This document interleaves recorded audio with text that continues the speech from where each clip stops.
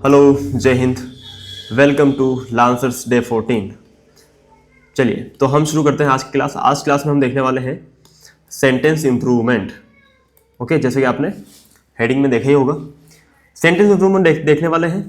Sentence improvement हो, sporting error हो या कोई भी हो, ग्रामर के कुछ लिमिटेड रूल्स हैं, वही इन सभी चीज़ों में लागू होते हैं, सारी चीज़ों में। ठीक है, तो वो लिमिटेड रूल्स आपको पढ़ने होते हैं, उसके बाद आप जस्ट उनको इम्प्लीमेंट करो और प्रश्न लगाओ। जैसे जैसे गलती करते जाओगे वैसे वैसे सीखते जाओगे। ठीक है ना। चलिए अब देखो, यहां पर पहला सेंटेंस क्या कह रहा है, इफ आई वर यू, अगर मैं तुम्हारी जगह होता, I would do it at once. ठीक है, आई वुड डू इट।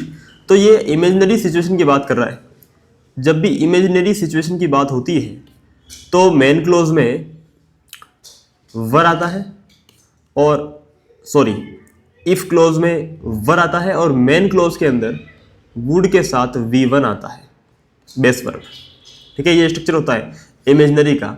जब आप लेकिन आप जब ऐसी सिचुएशन की बात कर रहे हो जो संभव हो सकती थी लेकिन हुई नहीं, है ना, तो उसमें क्या होता है कि इफ क्लोज में पास्ट परफेक्ट टेंस आता है, हैड प्लस V3, और मेन क्लोज के अंदर वुड हैव प्लस V3 आता है ना। और ऐसे स्ट्रक्चर्स को, इनको क्या बोलते हैं, इनको बोलते हैं कंडीशनल सेंटेंसेस, क्योंकि यहां पर इफ लगा के कंडीशन दिखाई जाती है कि यदि ऐसा होता तो ऐसा होता, है ना। और कंडीशनल सेंटेंसेस का पूरा एक मैंने 30 मिनट का एक क्लास है, वो आप देख लोगे तो इसमें आप कभी भी इस टॉपिक में गलती नहीं करोगे। ठीक है, यहाँ पर आपको लिंक दिखाई दे रहा होगा साइड में, वहां क्लिक करके आप लोग देख सकते हैं। तो चलिए यहाँ पर क्या कह रहा है कि सबसे पहले तो हमें ऐसे क्वेश्चंस में ये देखना होता है कि यहाँ पर रियल सिचुएशन है या इमेजिनरी सिचुएशन है। ठीक है, कह रहा है अगर मैं तुम होता, क्या ऐसा हो सकता था? क्या नहीं हो सकता था ना। ये वैसी स्थिति है जैसे कि आप कहते हो कि अगर मैं बर्ड होता तो मैं उड़ता फिरता। ठीक है, नहीं हो सकते थे आप इंसान हैं। तो ये इमेजिनरी सिचुएशन है। तो इफ क्लोज में वर आया है, मेन क्लोज में वुड प्लस V1 आया है, परफेक्टली फाइन, यहाँ पर कोई भी इंप्रूवमेंट नहीं होगा। ठीक है ना। नंबर 2 में चलिए, they set a strong guard lest anyone could. Lest के बाद हमेशा शुड आता है। क्या आता है? शुड। ये पहला रूल लेस्ट का, और लेस्ट का दूसरा रूल, बस 2 ही रूल है। ठीक है, कि लेस्ट के साथ कभी नोट नहीं आता। ऐसा क्यों? क्योंकि लेस्ट शुड ये एक पेयर होता है, इसका मतलब होता है कि कहीं ऐसा ना हो जाए कि, ठीक है, दे सेट ए स्ट्रॉन्ग गार्ड, उन्होंने एक कड़ी निगरानी रखी हुई थी, कहीं ऐसा ना हो जाए कि कोई भी भाग जाए, है कि नहीं। तो लेस्ट के बाद क्या आना चाहिए? कुड नहीं आ सकता, शुड आता है। लेस्ट और शुड का पेयर होता है, तो यहां पर शुड आना चाहिए था। चलिए अगला देखो। अब मैंने बोला था कि कुछ प्रश्न मैं करूंगा, कुछ आप करोगे। ये क्वेश्चन आपके लिए है ना। मैंने आपको बहुत बार बताया है, कॉल अप, ठीक है, कॉल आउट, कॉल इन सब फ्रेजल वर्ब्स का मतलब मैंने आपको बता रखा है। ठीक है, कॉल एट, तो आप उनका इस्तेमाल करके इस क्वेश्चन को आराम से लगा सकते हैं। चलो क्वेश्चन नंबर 3 आपको लगाना है। ठीक है, और आंसर लिखना मेरे को कमेंट सेक्शन में। चलिए नंबर 4 में देखता हूं। अच्छा, 4 भी तो मैंने 2 दिन पहले ही बताया। 2 दिन पहले क्या, पिछली क्लास में तो बताया है, पिछली क्लास में बताया था। ये भी आप लगाओगे, ये भी आपका होमवर्क है। और चलिए नंबर 5 देखो, वी नीड ऑनेस्ट वर्कर्स, हमें ईमानदार वर्कर्स चाहिए। Not people of integrity, not people of redoubtable integrity, doubtless integrity. देखो डाउटलेस तो खत्म ही हो गया ना, है कि नहीं, कि भाई जिनकी इंटीग्रिटी पे डाउट किया जा सके, हमें वैसे लोग नहीं चाहिए, है कि नहीं। तो क्या और लगाओगे आप? रीडाउटेबल नहीं, डाउटफुल इंटीग्रिटी। सही है ना। चलो अगला क्वेश्चन लगाते हैं, क्वेश्चन नंबर 6। ये देखो, bye the time he arrived everybody had gone. यहां पर क्या है, सेंटेंस पढ़ने से क्या पता चल रहा है आपको? कॉमन सेंस रखो। क्या पता चल रहा है कि everybody had gone, had plus V3, हर कोई व्यक्ति जा चुका था, पास्ट की बात हो रही है ना।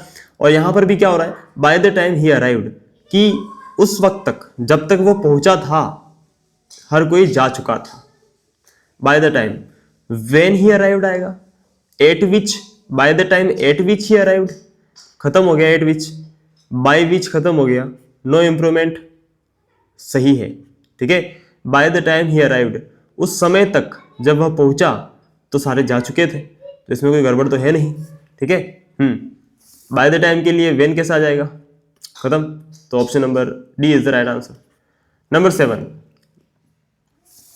There is no alternate. Alternate क्या हो जाएगा, अल्टरनेट तो वर्ब होती है ना। हमें चाहिए एडजेक्टिव, या सॉरी हमें चाहिए नाउन, क्योंकि आगे हमारा क्या लगा हुआ है, डिटरमिनर लगा हुआ है, डिटरमिनर के बाद नाउन आता है ना, तो हमें चाहिए नाउन। नाउन क्या हो जाएगा, अल्टरनेटिव, है ना, यानी कि अदर ऑप्शन। तो देयर इज नो अल्टरनेटिव, यहाँ कोई अल्टरनेटिव नहीं है, so we must leave now, तो हमें जाना ही पड़ेगा, है ना, ऐसा। Number 8, I can not listen. Listen के बाद हमेशा टू आता है, लिसन के बाद हमेशा टू आता है, तो जहां लिसन के बाद टू ना दिखे उसे मत लगाओ। ऑप्शन नंबर सी में टू दिख रहा है, लगा दो। I can not listen to that she is saying, ठीक है, मैं नहीं सुन सकता वो चीज जो वो कह रही है। सिंपल। चलिए यस, क्वेश्चन नंबर 9 देखो। He is still in vigorous health although he is on the right side of 60। 60 की राइट साइड, राइट साइड का मतलब क्या होता है कि जब इस तरफ हो आप, और 60 की रॉन्ग साइड मतलब आप डेथ की तरफ जा रहे हो, मृत्यु की तरफ। तो अगर मैं कहता हूं कि किसी की एज 60 की राइट साइड में है ना, मतलब वो राइट है, परफेक्ट, तो कोई दिक्कत नहीं है, मतलब वो 60 से छोटा है। अगर मैं कहूँगी वो 60 की रॉन्ग साइड में है, मतलब वो डेथ की तरफ जा रहा है, तो उसकी एज जो है वो 60 से बड़ी है, ऐसा कहना चाहता हूँ। अब ये क्या कह रहा है, he is still in vigorous health, उसकी हेल्थ अभी भी बहुत विगरस यानी एनर्जेटिक है, ठीक है। हालांकि, तो हालांकि के बाद आप कोई नेगेटिव चीज ही बोलोगे ना, क्योंकि यहां पर आपने पॉजिटिव चीज बोल दी। हालांकि वो 60 से ज्यादा हो गया है उम्र में, तो राइट साइड थोड़ी होगा, राइट साइड तो इधर होती है ना, 60 से छोटी, तो रॉन्ग साइड होना चाहिए यहां पर, समझ गए ना, तो ये होगा। नंबर 10 देखो, we are sorry to hear, we are sorry to hear regarding your father's death, of your father's death, for over your father's death. We are sorry to hear, hear of something, किसी चीज के बारे में सुनना, here of something, तो यहां पर of आएगा, ठीक है, ना कि रिगार्डिंग, ठीक है। और ओवर और फॉर तो आ नहीं सकता, इसका कोई मतलब ही नहीं है, तो option number A is the right answer. अगला क्वेश्चन क्या है, नंबर 11, बाबू आस्क्ड हिज फ्रेंड, बाबू ने अपने दोस्त से पूछा, क्या पूछा, वेयर यू वेंट यस्टरडे, तुम कहाँ गए थे, वेयर यू वेंट यस्टरडे। अच्छा जी, जब आप पूछ रहे हो, क्वेश्चन पूछ रहे हो आप, तो आप हेल्पिंग वर्ब का इस्तेमाल करते हो, पता है आपको ये चीज, तो है ना। तो आप V2 डायरेक्ट तो नहीं लगाओगे ना, वेंट, ठीक है, ये तो खत्म हो गया, मतलब इंप्रूवमेंट तो होगा, ठीक है। तो वेयर डिड यू गो, या वेयर यू हैड गॉन, या where you did go yesterday, क्या होगा, यू डिड गो थोड़ी होगा।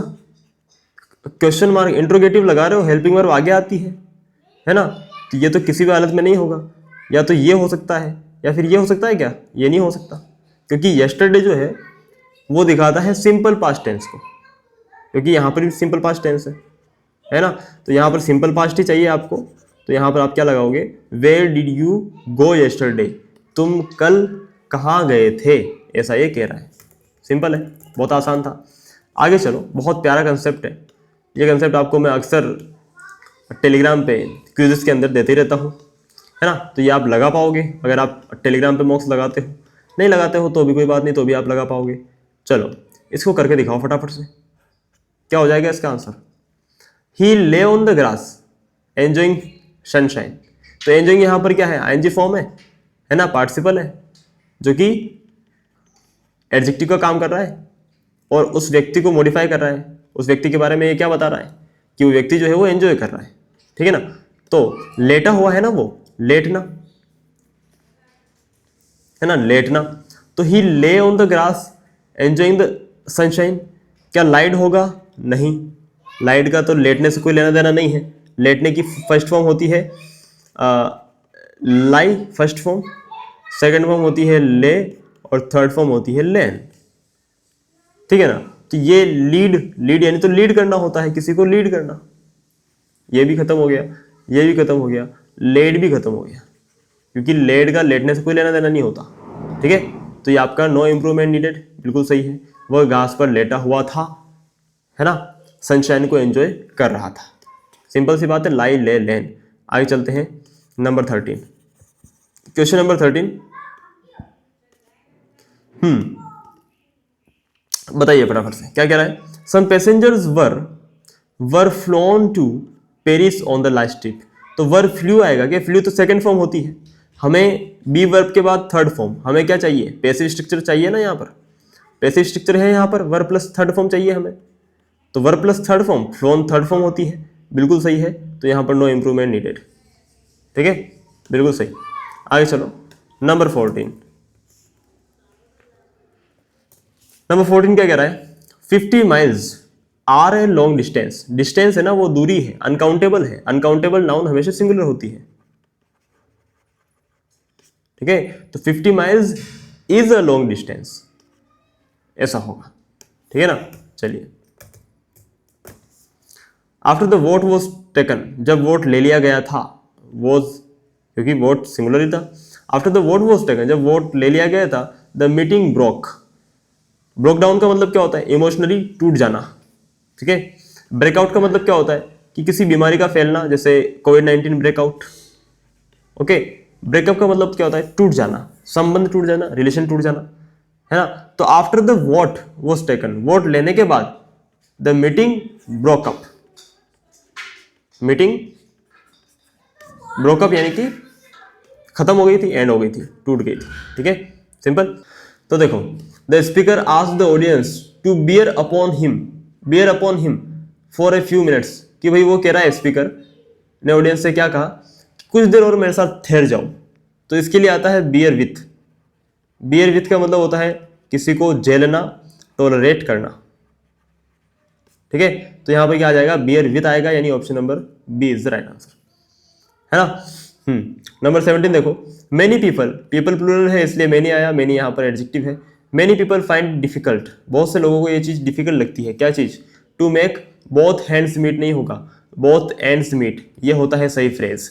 बोथ एंड्स मीट का मतलब क्या होता है? कि भाई दोनों एंड्स मीट कर रहे हो, उनके पास रहने को मकान भी हो और खाने को खाना भी हो। ठीक है, तो उसे कहते हैं बोथ एंड्स मीट। आगे समझ में? ऐसा तो बहुत से लोगों को ये दोनों काम एक साथ पूरा करने में समस्याएं आती हैं, मतलब महंगाई बहुत ज्यादा है, ऐसा कहना चाहता है। Number 18, more than one person, क्योंकि वन पर्सन सिंगुलर है इसलिए वॉज आया। More than one person was killed in the incident, तो बिल्कुल सही है, यहां पर कोई गलती नहीं है। ओके, क्वेश्चन नंबर 19 देखिए।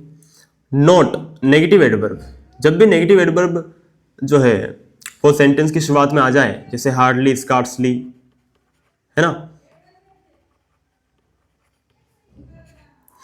या फिर नोट, या फिर ओनली, है ना, ये जो नेगेटिव एडवर्ब्स होती हैं, ये अगर सेंटेंस की शुरुआत में आ जाती है, इसका मतलब क्या है?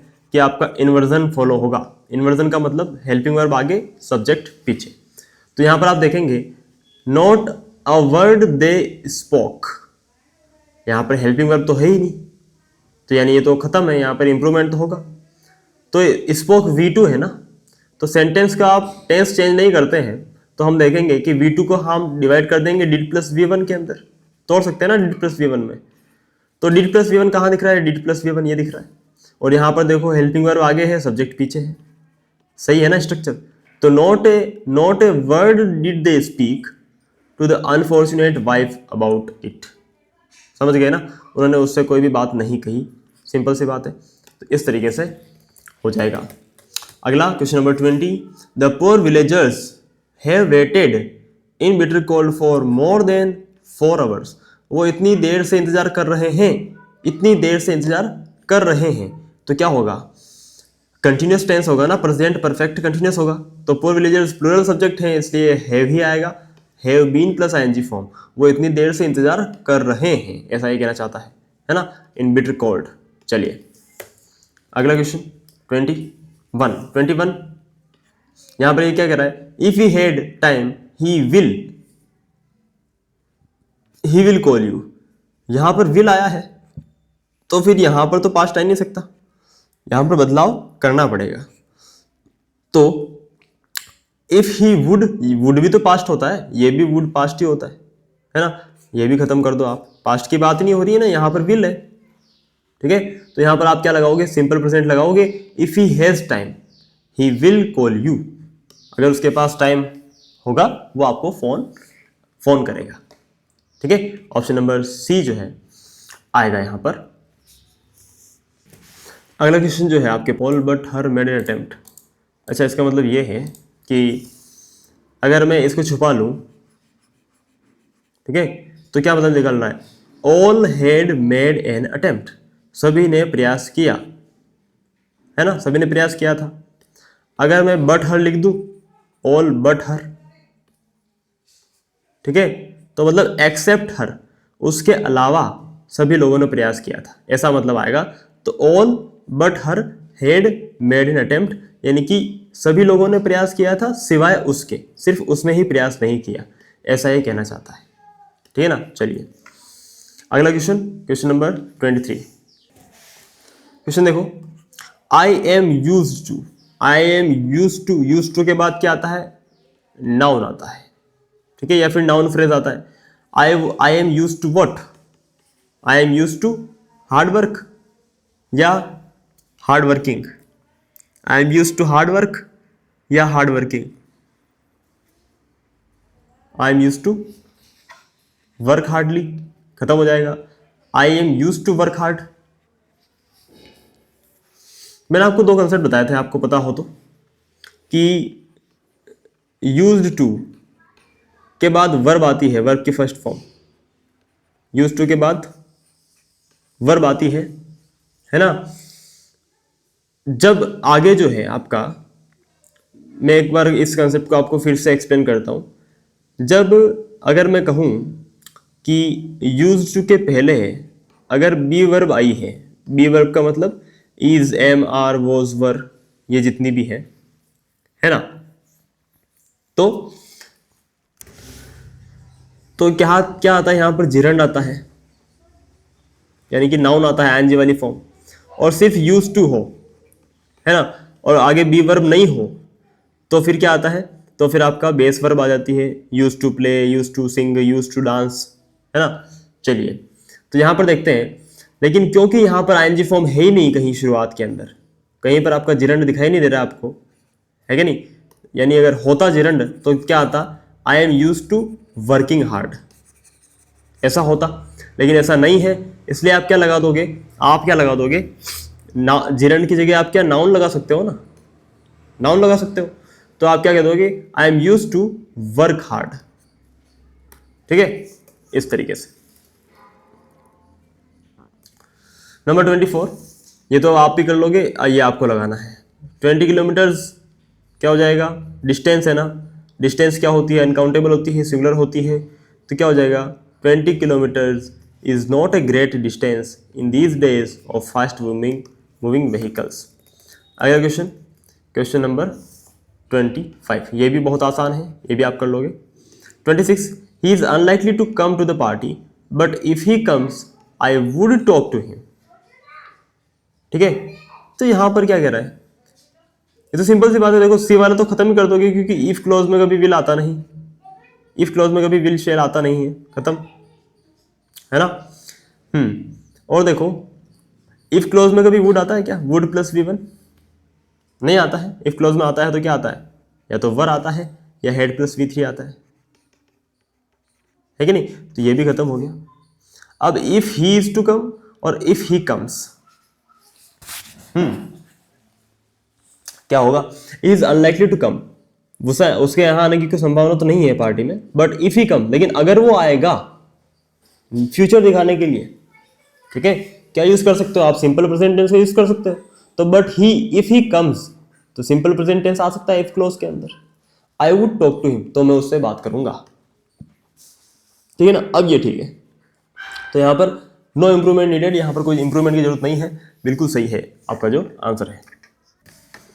यस, अगला क्वेश्चन देखिए, the passengers have formed Q यानी कि line banana at the booking counter much before a train arrives. Much before a train तो होगा नहीं, पहली बात तो द ट्रेन होगा, ठीक है।